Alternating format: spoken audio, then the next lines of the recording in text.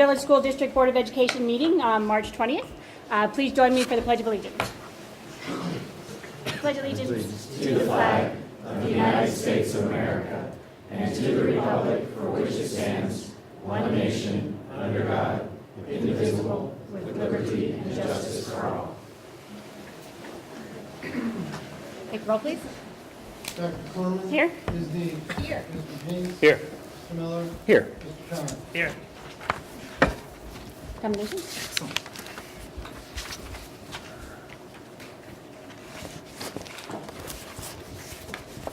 Wow, it's a full house tonight. I love it. So this is the section of our board meeting where we get to commend a variety of staff and students for their accomplishments. And once again this year, our winter sports teams have represented Granville very well, with several competing at the state level. So we're going to start with our state indoor track meet qualifiers.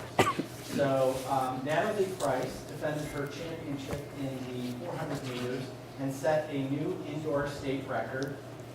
She also finished a close second in the 60 meter and qualified for the New Balance National Indoor Meet, where she placed 8th in the 400. So needless to say, she did pretty well. And Natalie, where are you going to college? Indiana University. Exactly. So you're going to learn the whole fists and blades things really, really quickly. I had to learn. So it's very different than OHIO. And then the girls 4x400 relay team of Natalie, Kylie McFarland, Destiny Braden, and Gracie Dennison placed 3rd at the state meet. And Forrest Lee placed 3rd with the personal best in the triple jump. So I'd like all the students who competed at the state meet. Yeah. Forrest placed second in the Second? triple jump. Yes. Oh. He was first for a brief moment. Well, we want to make sure it's accurate. Thank you very much. And Coach Green, come on up and bring your qualifiers. We have Johnny Lukens, Forrest Lee, Noah Green, Penny Hunter, Sienna Winston, Goldie Addy, Ate, Annika Green, Natalie Price, Gracie Dennison, Destiny Braden, Megan Gumry, Anna Green, Kylie McFarland, Riley Zink, Rosie Lamb, and Alyssa Christian. Come on up.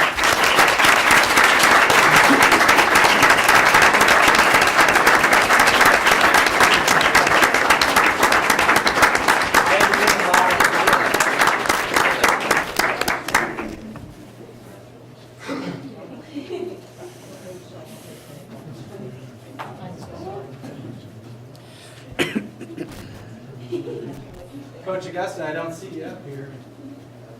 Come on, Dave. Come on, Dave. Yeah. Come on, Coach.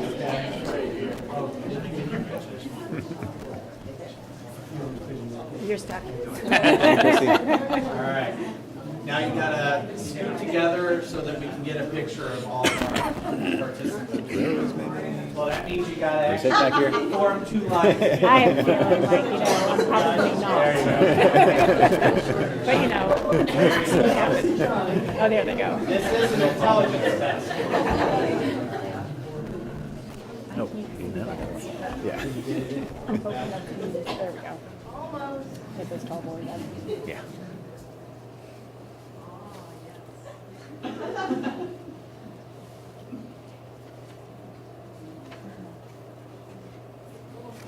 Very impressive. Shall we see everybody?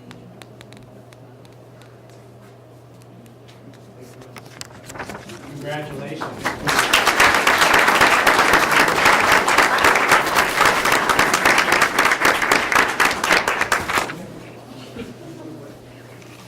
Next, the district had 2 Granville High School students compete at the state swim meet. Both Rowan Moore and Sarah Martin reached the finals and placed 9th, Rowan in the 100-meter breaststrokes and Sarah in the 100 and 200 freestyle. They both also qualified for the National Swim Meet in Orlando that has already occurred, and then Rowan was just telling me that he's heading to Tampa this week. So congratulations to our state level swimmers. Come on up.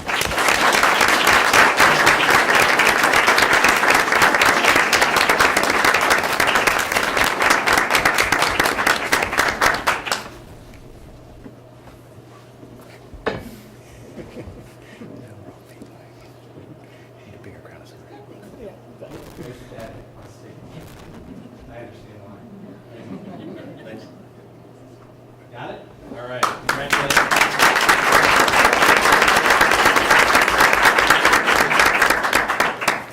All right, wrestlers, there's going to be a quiz. Okay, so come on up. Also this winter, GHS sent a program record 4 wrestlers to the state tournament. Keegan Van Meter, Matthew Holt, Luke Mendocino, and Alex Eccles. Matthew placed 6th to end his career on a high note. Congratulations to the wrestlers and their coaches, and Coach Mendocino and Bergeron, come on up. But I was going to ask you to tell us your records this year. See, I told you there was a quiz.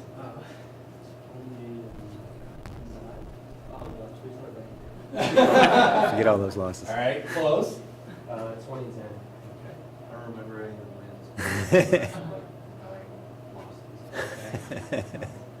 29 or Excellent. Excellent. All right. Very good.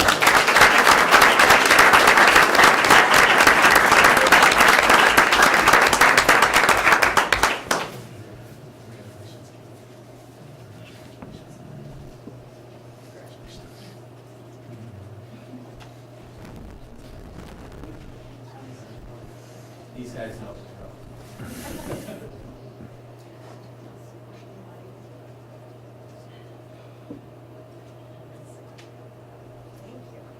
Thank you. Thank you.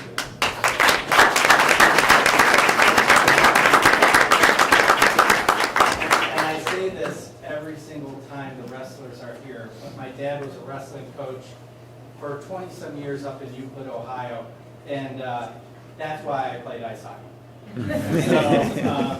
But wrestling is a not only difficult sport, so I took my talents to the ice. And then finally, the board would like to recognize 3rd grade teacher Jane Ludwig for the recipient of the 2017 Leslie Tibby Travel Grant from the Licking County Foundation. This summer, Jane will be traveling to Italy, Switzerland, and Spain before ending her trip in Paris.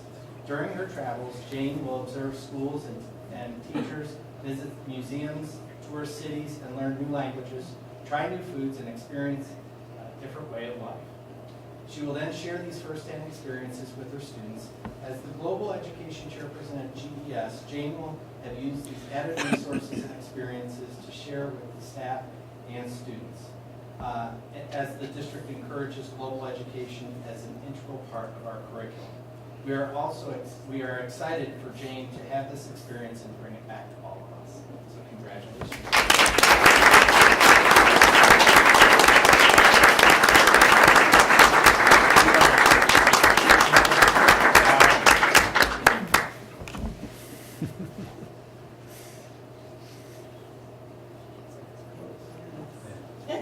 Oh, wait. Excellent. You're welcome.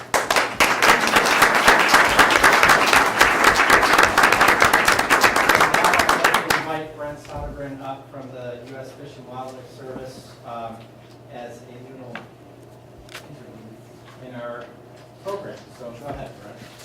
Try to be quick here. So this is all going to be related to the Land Lab project that we won out in 2011. I would like to say this is my absolute privilege to be a part of it. And one of the coolest things has been just watching it develop. You know, from that first vision that first planning group had, it's been absolutely amazing. I'd like to say thank you to the school board for being so supportive and progressive as you search to find new and unique ways to enhance the educational opportunities here at Granville. Truly amazing. You guys are awesome. The most important thing is the quality of the students who have participated in these planning groups. Through each phase, so we've had 3 phases now: early mornings, late nights, a group of individuals, especially this group here, 8 individuals that are thinking well beyond their years. It's truly amazing.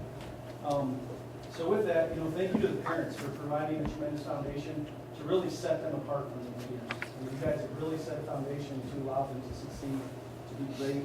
Again, to the school board for allowing opportunities to be great. For Mr. Brown for leading such an amazing district. And last but not least is Mr. Jim Redding for superhuman leadership. That's what I mean. These 8 individuals that are here tonight on this planning team have shown amazing dedication, vision, passion for the Land Lab. Again, it goes beyond their years. It's been truly amazing. One of the best projects that I've ever worked on in my career.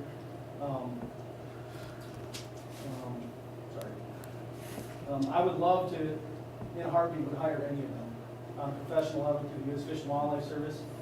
So I would be delighted if any of you would choose a career in natural resources or some conservation field, and it would just be delighting for me. Until then, what I would like to do is extend an official invite for you to volunteer with the U.S. Fish and Wildlife Service. So to do that, we can pick these up after, but I have official volunteer. All right. And then also your official U.S. Fish and Wildlife volunteer patch. It's very hard to come by. But it's been absolutely great. And future recommendations, I would happily put my signature on any request for a recommendation that you guys would need in the future. And again, hiring in a heartbeat. But I would also like to provide each of you with a service award from the U.S. Fish and Wildlife Service. I have one of these for each of you. It says, in recognition of your extraordinary service and dedication to the expansion of the Granville Schools Land Lab, thank you for sharing your incredible talents and vision on this tremendous project. Signed by myself, which doesn't mean a lot, Lori Stevenson, the state coordinator, and our regional coordinator, Sergio Filagruzzi. So Jack Beckerly.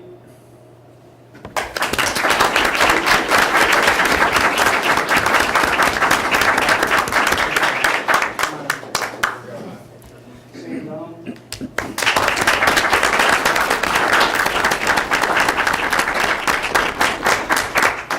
Brooke Couchoff.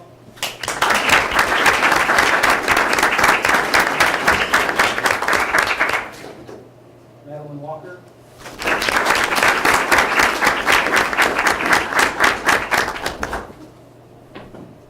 Phil Sharp.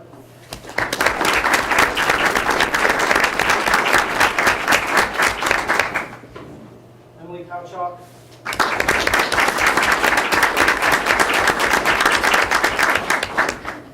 Dustin Braden.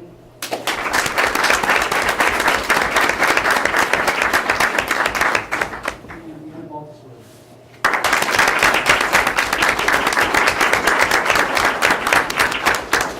And then again, last but not least, I do have one more. This one's a little bit different. This is to James Reddy. In recognition of your extraordinary dedication and commitment to the Granville Land Lab and to wildlife and environmental education. Thank you for sharing your incredible leadership and inspiring our future environmental professionals.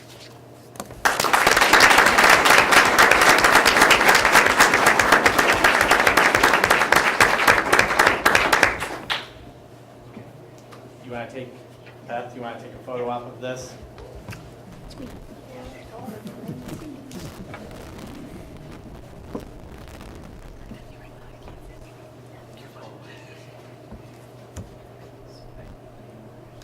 Oh.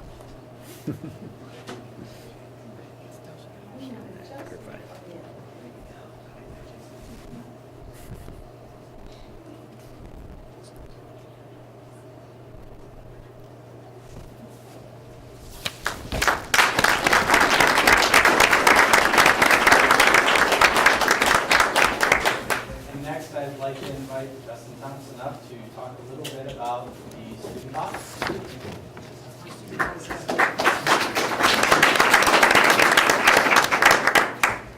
All right, good evening, everyone. I don't have a whole lot to say tonight. I think we have to hear a bit dry.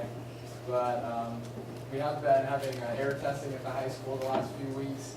It's been messing with everybody's schedules for the freshmen and the sophomores, but I guess it's something that we need to knock out, so it's good getting the West Coast. Congratulations, you guys. That's incredible award. It's well deserved. That's about all I have, so let's go on with the show. All right.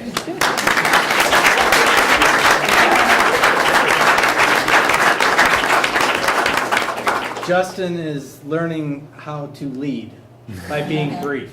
Everybody appreciates that, I guarantee it. So this concludes our commendations. So at this time, if you are interested in leaving, now's your chance. So thank you for coming.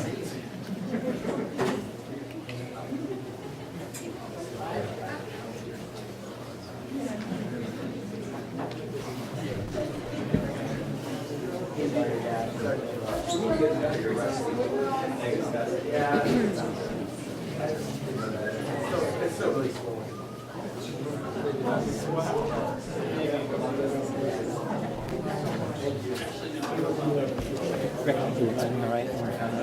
many years of nothing in school that wrestlers look like wrestlers? I know, still. Maybe a little bit, but I don't understand. No mistake. Yeah. Not really. No. Track kids are track kids. All right. So, before Ryan gets queued in and queued up, I wanted to just introduce this a little bit. Several months ago, the Board of Education asked us, as part of an ongoing dialogue about substance abuse in and around Granville schools. We talked about, and in a work session, identified 4 different areas that we were going to prioritize to research. And one of the first things that was discussed was having a consistent K-12 curriculum. And so Mr. Bernath has been leading an effort to identify that curriculum and do any resource selection. And tonight he's going to talk to you a little bit about the process that he's followed and the outcomes that you articulated. So, Mr. Bernath. Thank you. Good evening, everyone. The Substance Abuse Prevention Committee has been hard at work for the better part of 5 months this year, doing more reading about substance abuse programs than I ever imagined I would do in my life. And thankfully, there's a lot of information out there. So I want to just give you a brief snapshot of what we've done and also where we're headed, because we're not quite finished with this process, although we're definitely nearing a point where we're going to make some decisions here in the future. So just to refresh your memory, the 4 areas that we were charged with defining was a substance abuse prevention curriculum that was K-12 in nature. It was backed by research and best practices and can be used by all personnel. I don't mean by just teachers, but coaches as well could be using this particular curriculum, and has a robust parent and community component to it. Those 4 things proved to be actually very difficult to find programs that fit all 4 of those things. Many programs fit, like for example, they were K-12 in nature, but then we would find the research was lacking, and I'll expand on that a little bit more here in a second. The committee, we had teachers from each building, especially teachers that would be involved in the presentation of this material. We had school counselors from all the buildings involved, the district nurse and health clinic aides, and then the principals from each of the buildings. So we had a wide range of people on the committee that was going through these different resources and giving different perspectives. You know, the nurse and health clinic aides bring a different perspective than principals would, for example, in terms of looking at this particular curriculum. So it was really good to have a diversity of thought within the committee as we went through it. So we looked at over 70, and that's a rough estimate. It was probably well over 100 by the time we got all finished. Programs and curriculum that we went. Some of the places we went to see that, find that information, were different clearinghouses. Like for example, there's a What Works clearinghouse that has a lot of K-12 programs. You can go there and find information about the research done on those programs and their effectiveness. We went to the National Institute of Health website, which has a lot of information, and also the National Institute of Drug Abuse. That's actually a very extensive website where we did a lot of research in terms of the different programs that are out there. What we found was there are very few programs out there from a K-12 perspective that have validated research to support the findings that their program, that curriculum actually leads to some positive impact in student ATOD use. And it was surprising, number one. Some of the programs, I don't want to mention them by name because I don't want to embarrass any districts that may be using them, but one in particular that you see a lot of t-shirts being handed out to students for actually has a negative impact. Like if students go through that program, they're more likely to have interactions with alcohol, drugs, or tobacco. And that was the case for several well-known programs that we would recognize by name if I mentioned them. So that was very eye-opening. Now, those were, they weren't meta-analyses of studies, they were individual studies, but still to get that kind of data from a pretty large sample size in most cases was kind of disturbing.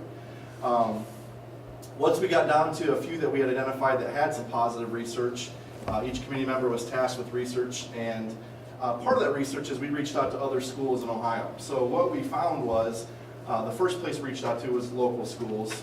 Nobody really has any defined program. It's really done building by building by building within each district, which is exactly what we did as well. Then we reached out to our similar school district, the 20 schools that the state identifies that are most similar to us in a variety of demographics. And we found one school, Oakwood in Dayton, that actually has a person tied to a substance abuse position. It's a part-time counselor position in that district, and the other part of their time they actually serve in a council role doing various jobs.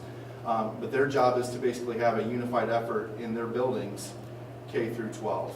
Other than that, that was about it in terms of schools that had those kind of programs. And even Oakwood, when we talked to them, their approach was very piecemeal. This building did this, and this building did this, and they kind of shifted. There wasn't a consistent curriculum or a consistent effort K through 12 that was devised. So all that research, those conversations, reaching out to different groups, these are the 5 programs that really made the first cut that we did some more extensive research on. And I highlighted the first 2 because those are the 2 that really rose to the top through this analysis. One is called the Life Skills Program, and the other one is called Too Good for Drugs. Drug-Free World, Project Alert, Brainpower, great programs. Their limiting factor in most of those cases was they just weren't K-12. For example, Project Alert is something we've used in the middle school, but that's about the scope of that particular program. Brainpower is something we want to continue to use in the future, whatever curriculum we end up choosing, which you'll get a pretty good idea which one that's going to be by the end of my presentation. Brainpower is going to be supplemented. The curriculum is not just we do this one curriculum.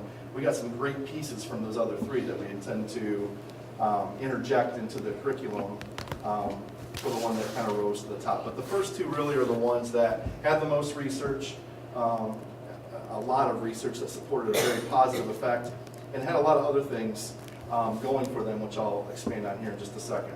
So the first one is Too Good for Drugs. What we really liked about this was it's interactive. The days of just say no just don't work. And we found that out, the hard way in education, that when you tell really any human being, don't do this, don't do that, they forget the N''T and do it. And that's one thing that a lot of these other programs, it was don't, but never teaching the students or the subject audience the skills they needed to avoid those situations or get out of those situations. And that's what Too Good for Drugs did. It's a very interactive, it's almost a gamified curriculum, especially as it progresses through. The games are very appropriate for the age level. I don't mean games like, they're not playing kickball or anything like that, but they're games to get students to start talking about different issues and going through different situations. There's a lot of role playing with real life situations that some of our students have probably experienced. There's a significant parent-student component with every lesson and every grade level. It's optional, but it's something we can certainly incorporate. And so I took it home and did it with my kids just to see what the reaction was. I had a better conversation about drugs and alcohol and tobacco with my 7th grade son, which we had talked about that before than I've ever had, because the questions guided us to a better conversation between a parent and I've been doing a lot of research on this. I kind of consider, the group considers themselves to be kind of mini experts on this, but it doesn't teach you how to have that conversation always as a parent. So I found that very helpful. It made me ask the right questions and have the right conversations. The positive research was there, and in your packets that I gave you with the copy of the PowerPoint, there's 3 summaries of the elementary, middle, and high school research that they did. They're just summaries. You can go on their website and find more information.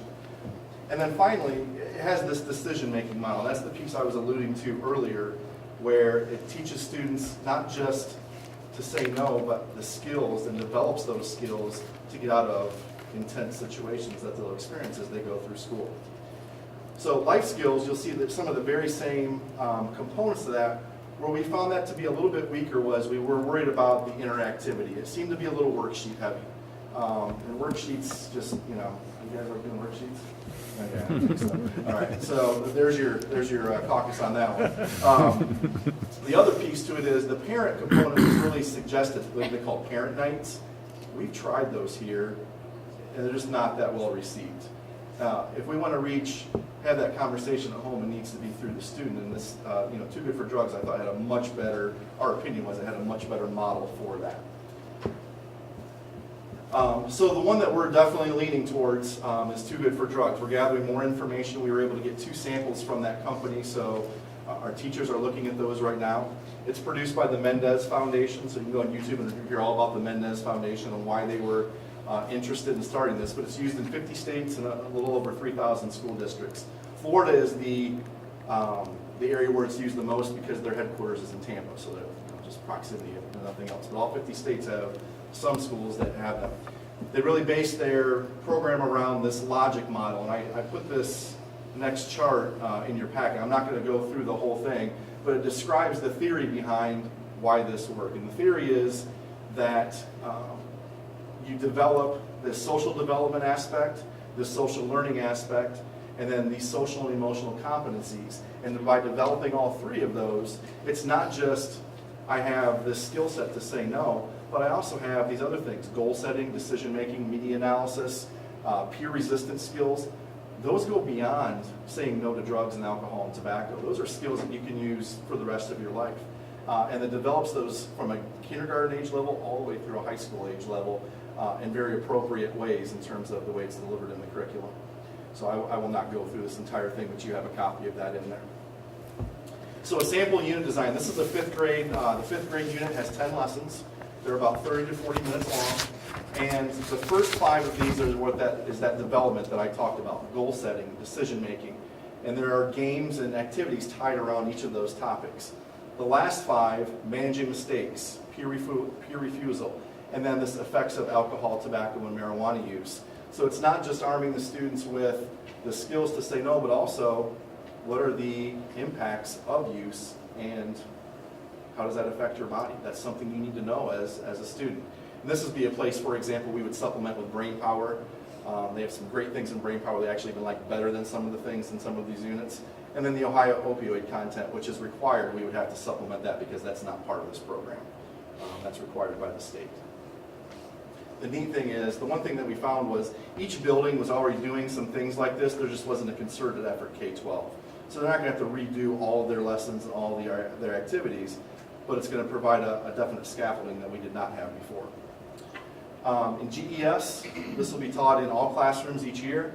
GIS, we probably won't do it by classroom because students move classes, they're put into groups based on maybe their English class or their math class, or maybe even like what class they're in during SMART period at the intermediate school, but each student will be able to have access to that curriculum.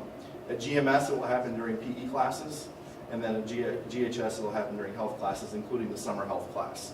We'll make sure that it takes place during that time. It'll be delivered by? It'll be delivered by, it depends on the building. So, and we're actually going to talk about the training, but I'll mention that now because it's a perfect segue for it. We are going to train a small group of people, and it's going to be delivered by a small group of people in the district. So, for example, at GES, it's going to be Isabel Thatcher is going to be delivering most of that content. She's the counselor. She already does programs like this. She's going to modify to fit this program and take things out that overlap, obviously with what she's done before. So the health clinic aides, our school nurses, our counselors, those are going to be the people that are delivering. People who have an extra level of training in this. Now, down the road, we would want to involve teachers more. But initially, it's going to be a very small group of people who have served on this committee and who have a passion for delivering this content to our students. One nice thing about Too Good for Drugs is we have a school not too far away in Marion that's implemented in the middle school and high school, and they're planning on doing K-5 next year. So I called them up and said, can we come visit? Well, they were already done with all their training for this year, so it didn't really do us any good to go visit. But here's the kind of, I used some words for what they talked about. No doubt it was the best choice for us. And I had $1 for every time they said that in our conversation. I think I could have bought dinner for everybody tonight here. So they could not have been, I'm like, you guys should be salesmen for this particular program, but it really fit their needs because it starts a conversation.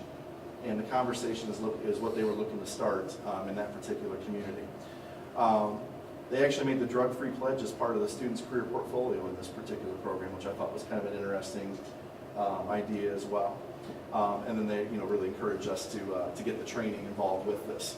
So our next steps, and to wrap this up, our next steps is to get a student perspective. So the high school actually has, and the middle school have the 8th grade kit, and they're just going to run by some students that are currently in PE and health classes, and you get their perspective on it. Is this something that you would pay attention to, something you would enjoy talking about, something that's going to make a difference?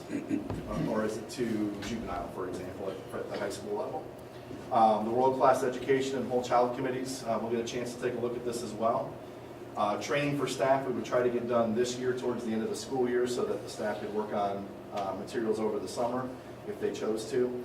The purchase, though, would be after July 1st. This is budgeted into next year's money, so that's why it's after July 1st.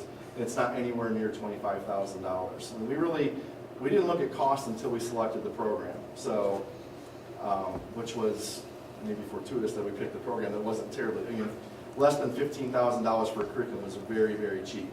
The Mendez Foundation is not in this to make money. They really just want to get the word spread and provide a consistent K-12 program. And then going into the future, once we get that initial staff trained, we'll do a train-the-trainer model where we'll train our own teachers more significantly here in the buildings. So that's where we are and where we're headed. This last portion right here will all be done within the next month to 6 weeks. So we're going to kind of wrap this up. And if I had to tell you right now, Too Good for Drugs is definitely the direction that we're leaning, and we're excited about implementing it in schools for next year. If you have any questions, I'll be glad to answer them right now. Ryan, do you want to talk a little bit about the research that you put in the packet? Yeah, that was the middle school, elementary, middle school, and high school research. They just had like 1 or 2 page summaries, actually maybe more than that by the time you print them out, but of their work. If you go on the Too Good for Drugs website, they have much more extensive numbers. This just gives an overall summary. One of the things that I thought was interesting in really most of the research we looked at, there's this immediate impact that any kind of intervention education has on a student's choices or the person who receives it choices. And then there's an intermediate effect, which is 3 to 6 months, and then there's a long-term effect.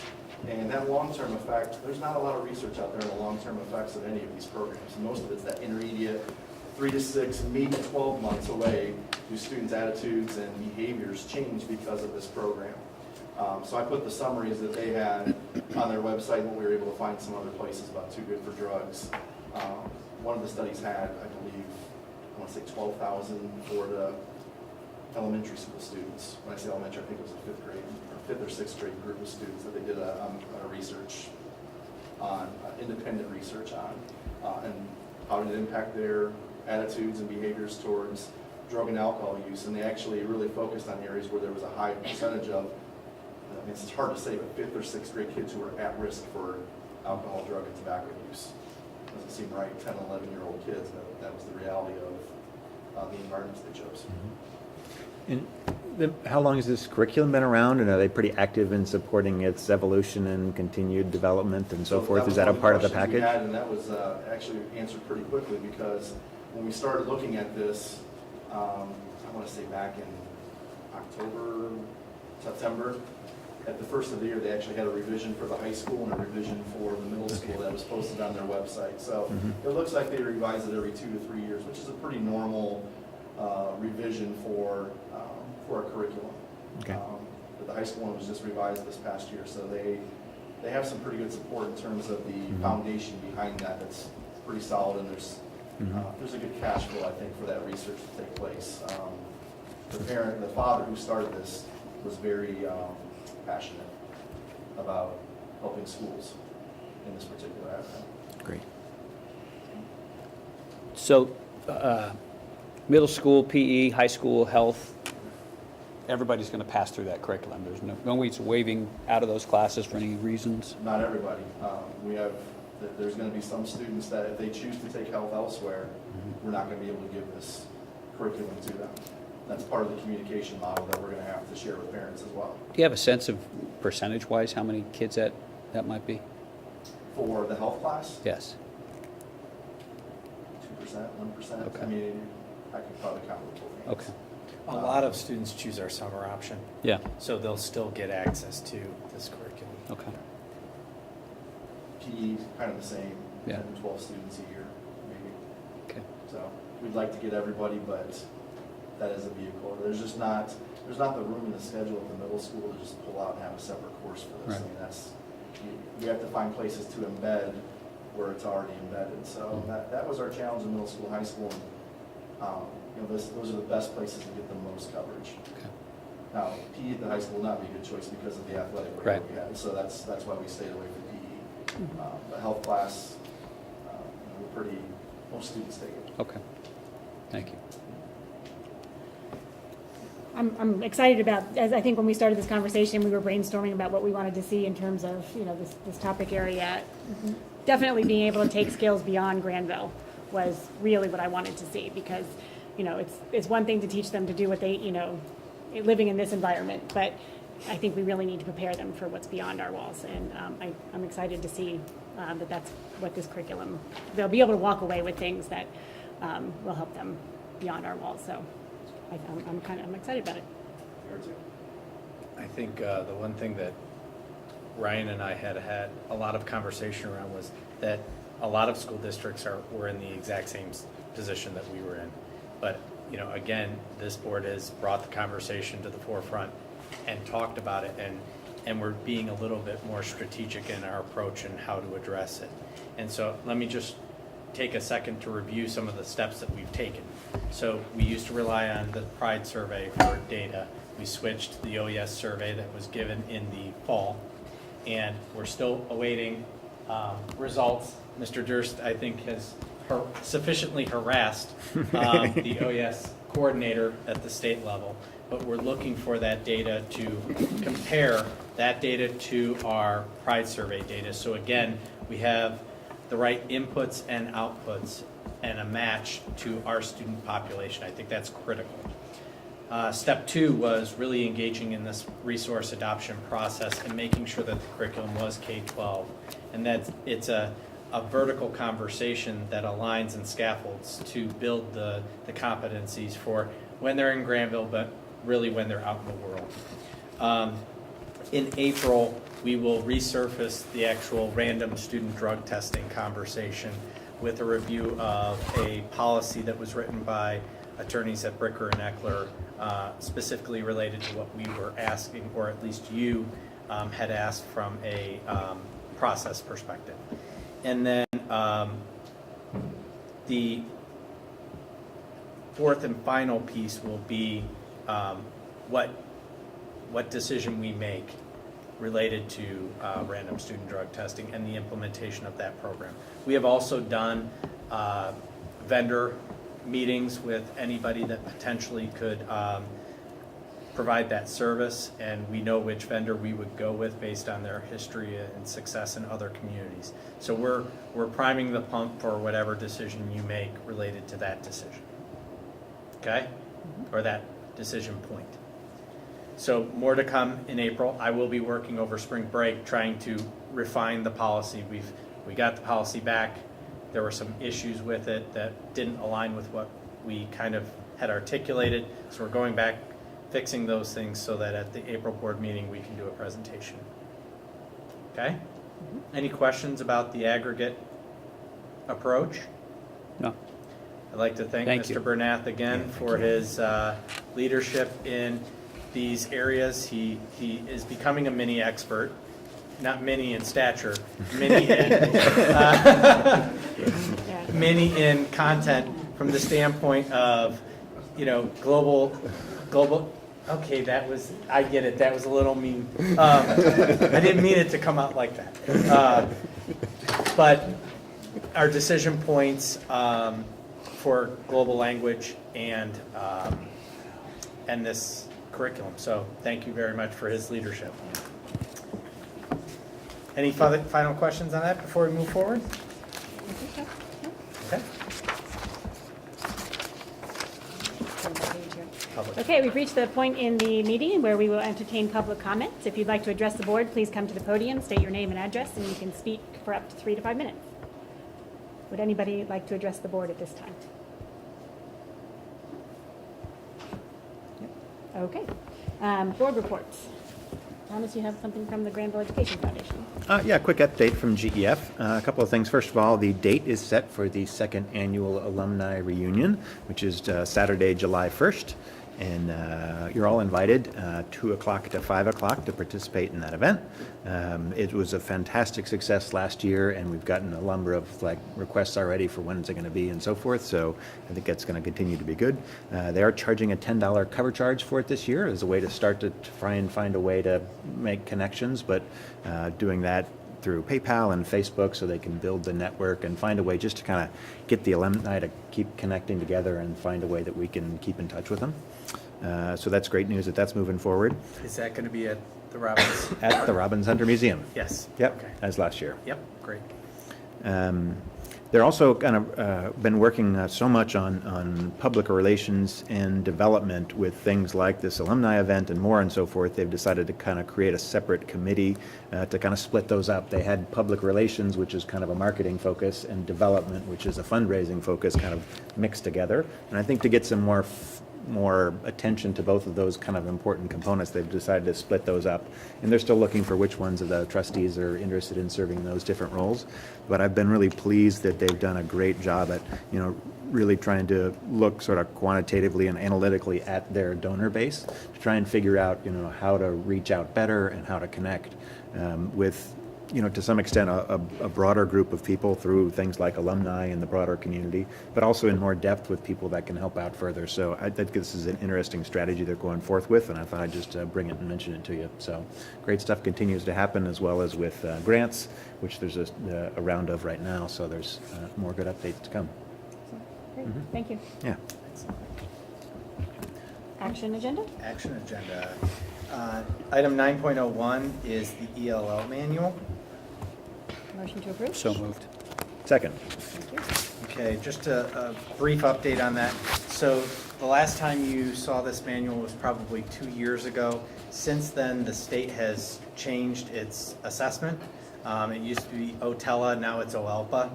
And with the switch to a new assessment, there were different exit criteria that were established. So it took the state of Ohio quite a while to determine those exit criteria and communicate them.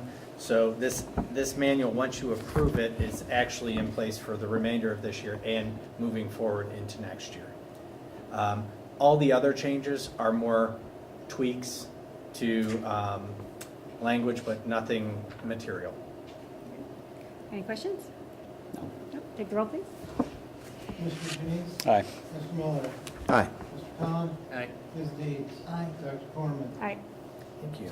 9.02 is the Licking County ESC contracts for next school year. Yes, we're starting to think and plan for next year. These are our preschool funding flow agreements and preschool contracts and other special education related contracts that we have with the Licking County ESC.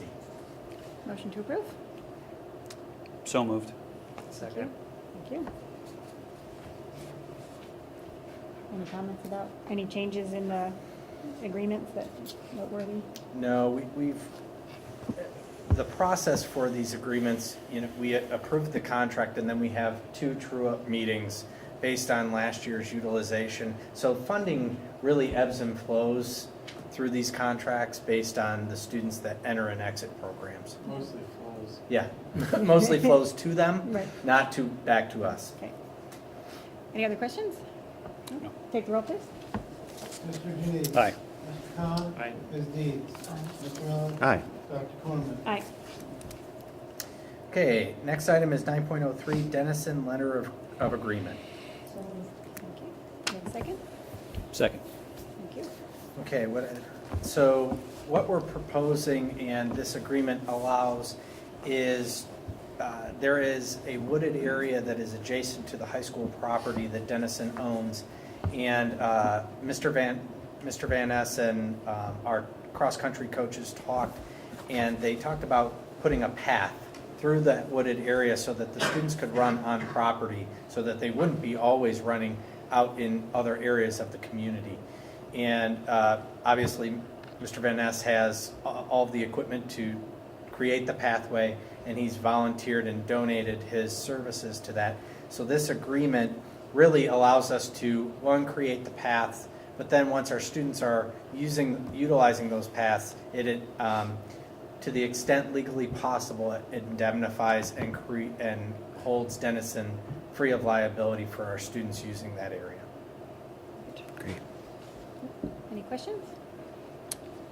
Dennison's such a great neighbor. It's really fantastic that we can have collaboration like this, so thanks to them. Is the intention that we'll be able to hold meets there too, or just practice? It probably will just be practice. Okay. Be nice someday, though. Yeah, someday it would be great. Someday it would. Okay, take the roll, please. Ms. Deeds? Aye. Mr. Janice? Aye. Mr. Miller? Aye. Mr. Khan? Aye. Dr. Cornman? Aye. 9.04, the land lab proposal. Thank you. So you probably don't know anything about this item, so let's start from the beginning. Just I think Yep. we're clear. Yeah. The work session was really useful, I thought, and I think any questions I had anyway certainly got answered at that point. So I just want to thank everybody involved for all, sticking with us and all the information that you've provided us and, continue to answer our questions. So that was very useful. So thank you for that. Any other questions or comments? No, Okay. you did stick with us. We appreciate it. We put you through the ringer. And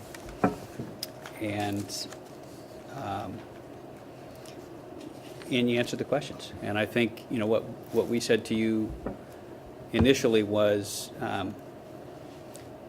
we certainly love the land lab. We love what you all are doing and the passion that you bring to the project. And I think we're probably all in favor of preserving precious land in the community, but we needed to see the curriculum aspect of it. We needed to see where the value add was there, and you did that. You crossed all the T's, dotted all the I's, led us. We were maybe a little slow to be led, but you led us to it, and we appreciate that. Thank you. Sure. Okay. Anybody else? Take the roll, please. Ms. Deeds? Aye. Mr. Khan? Aye. Mr. Miller? Aye. Mr. Janice? Aye. Dr. Cornman? Aye. Congratulations.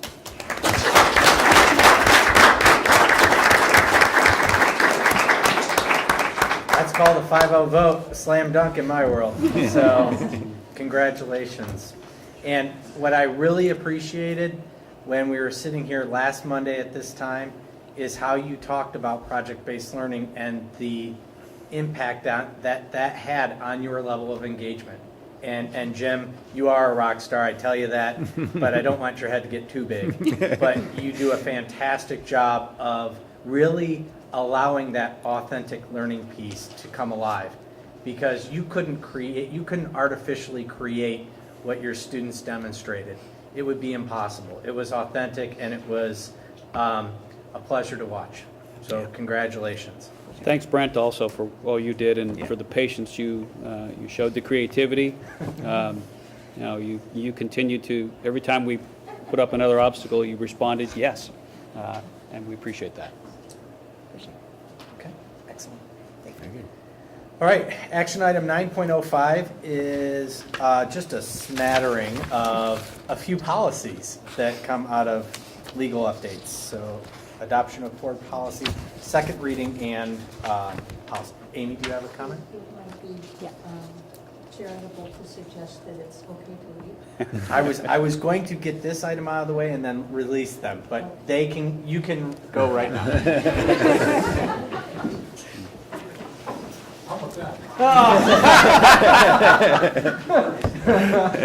Well played.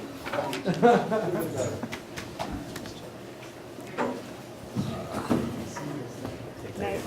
Bye, Natalie.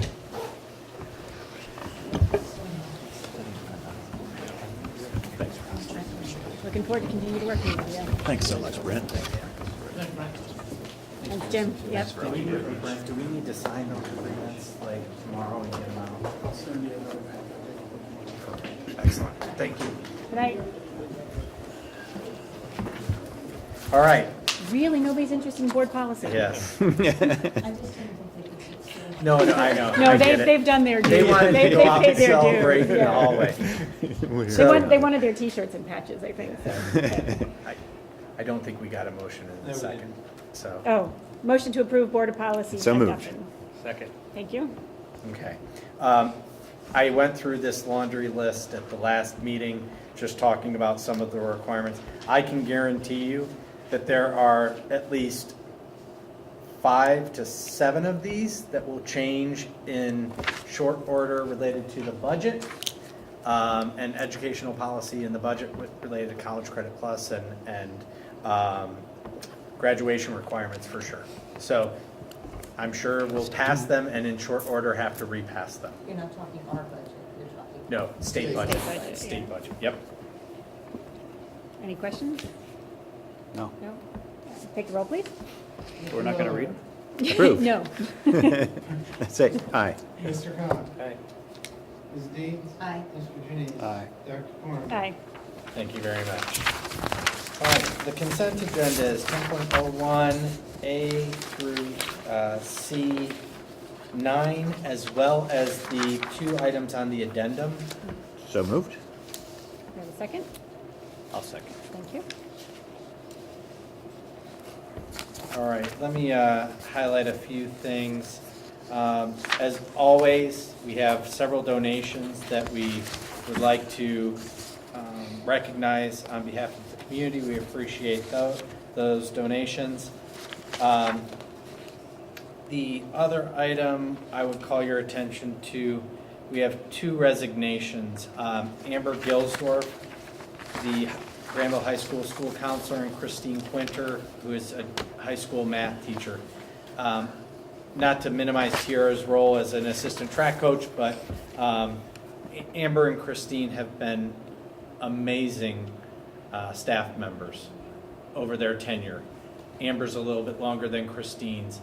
And, you know, when you hire great people and they have families, they leave us. No, I'm just kidding. But I think, Amber, if there's one person that I have received letters upon letters about, it's Amber Gilsdorf, and the impact that she's had on students in high school, but also beyond high school in their college application process. So fantastic. And Christine Quinter, I've been in her math class on multiple occasions. She does a fantastic job, and we wish both of them the best of luck as they move on from their time in Granville. But, you know, Amber does live in town, so we will be seeing her. And then the other person that I'd like to recognize is Cheryl Walker, who is the intervention specialist at Granville Intermediate School. Cheryl has been in Granville for a long time, and she is retiring. So obviously we recognize our retirees at the end of the year celebration, but with regret, I offer those resignations and retirements. I wish we could refuse them. Yes, Yeah, exactly. I said that several times. Yeah. Alas. Yeah. Any questions about the consent agenda? No. No? Take the roll, please. Mr. Miller. Aye. Mr. Janine. Aye. Ms. Deeds. Aye. Mr. Khan. Aye. Dr. Corn. Aye. That takes us to our financial section. First is the adoption of the February financial report. So moved. Second. Amy.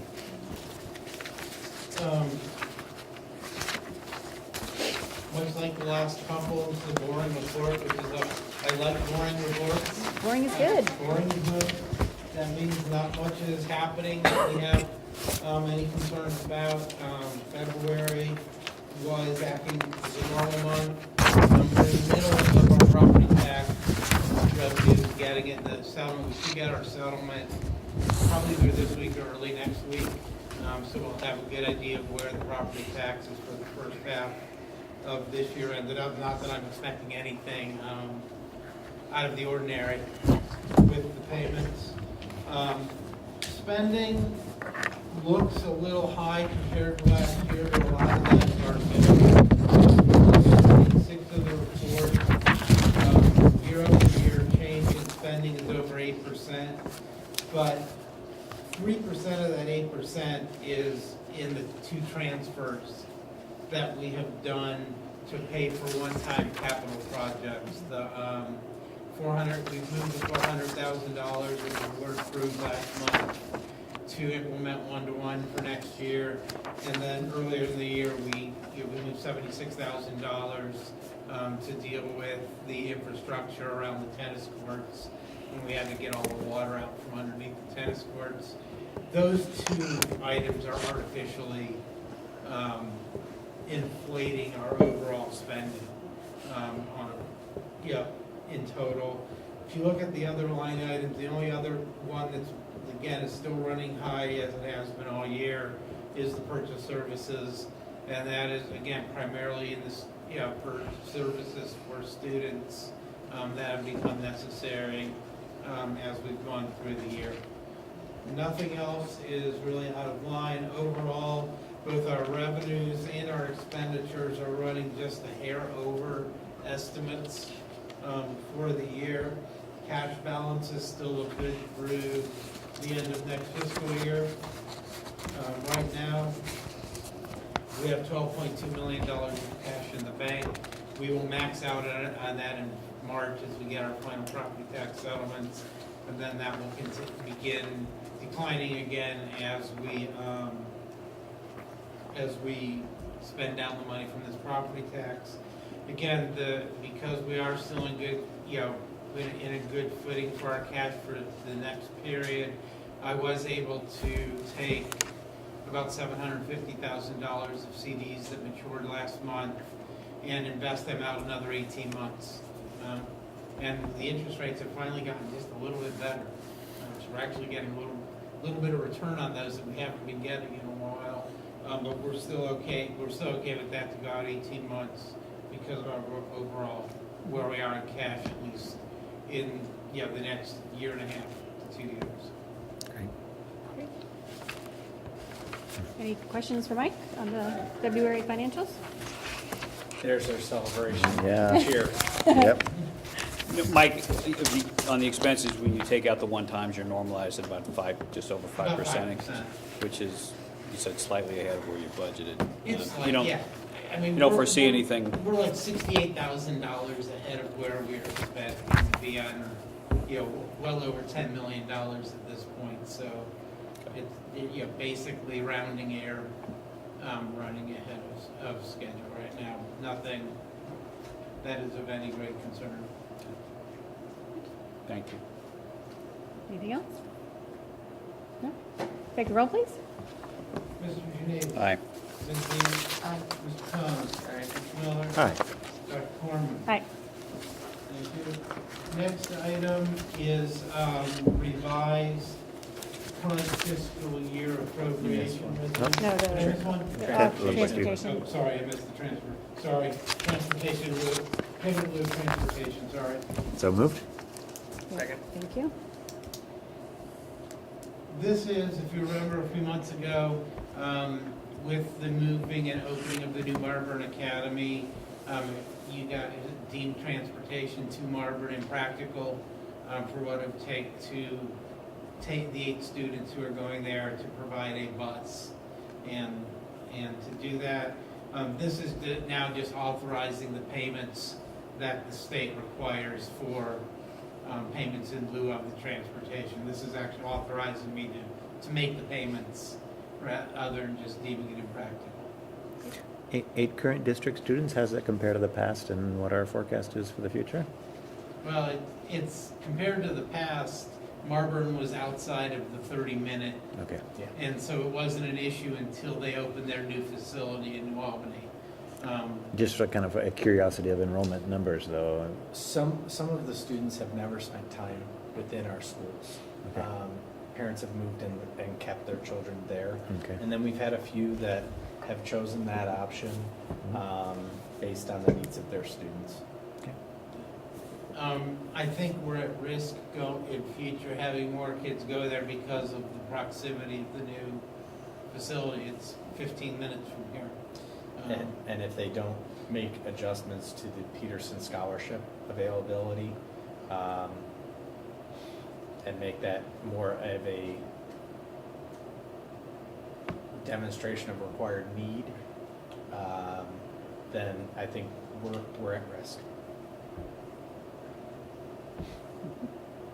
Because if we say no to a service, potentially in a situation like that, parents can choose that option without any recourse on our part. Okay. Any other questions? Take the roll, please. Mr. Miller. Aye. Mr. Collins? Aye. Mr. Janice? Aye. Ms. Deeds? Dr. Corman? Aye. Thank you. Okay, now we're to the appropriation resolution revision for this year. So moved. I'll second. Thomas, then Russ. Okay, there are just 3 changes from the original appropriation that we passed back in September at this point. All are related to specific items. The Fund 401, which is the auxiliary services, which is the money that passes through us to Granville Christian and to Welsh Hills. We got the final payment for that in February. The payments were higher than we had been anticipating, and higher than the original appropriation, so we need to go back and up that appropriation to match the funds. They have to spend the money this year because it's the second year of the biennium.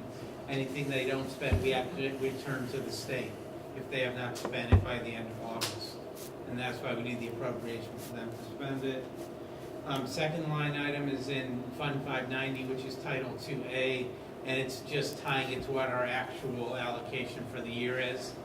We had not had an exact number until we finalized some paperwork last week. And then the third is just a small increase in the food service fund. There's plenty of cash there. We needed to do about $3,500 of repairs and replacement on equipment that we had not anticipated. So this is just to accommodate that portion of it without eating into the portion used to pay AVI for the services. Everything, all the other line items, there's no change, or at least no material change. I think there may be one we changed by $5 to match something with one of the federal funds, but nothing that's material. Very good. Any questions for Mike on the appropriations? And we will probably do this one more time. I anticipate we'll probably do this one more time in June, but maybe not. We'll see. Okay. Great. Take the roll. Mr. Miller? Aye. Mr. Janice? Aye. Ms. Deeds? Aye. Mr. Khan? Aye. Dr. Corman? Aye. Last item on the finance agenda is the lease of the farmland to Mr. Van Ness around the intermediate school. Second? Second. This is Mr. Van Ness has been farming this for a long time. We've done this in 3-year agreements. The agreement that he had been working under expired December 31st. Obviously, this is a smaller tract of land because of what we did a few minutes ago. This is a lease of 47 acres down from approximately 63 that he'd been using, and down from 100 where it had been before we started the Land Lab project. We are doing the lease for $136 per acre, which is actually about 20% less than we were leasing last year. And there are 3 reasons why we opted to lower the lease cost. One, because we've cut back on the amount of land, is obviously fixed costs go up because it's across more or fewer acres with the fixed costs. The second is because honestly the farming market has become much more difficult in the last couple of years with prices.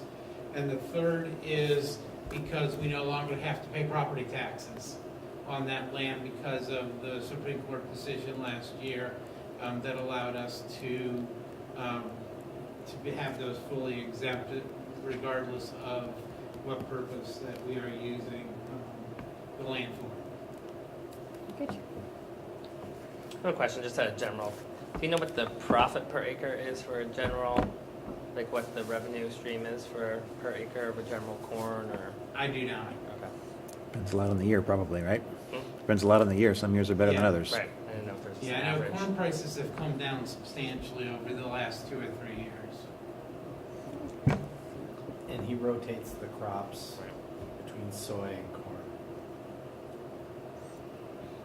Any other questions? All right, take the roll, please. Ms. Deeds?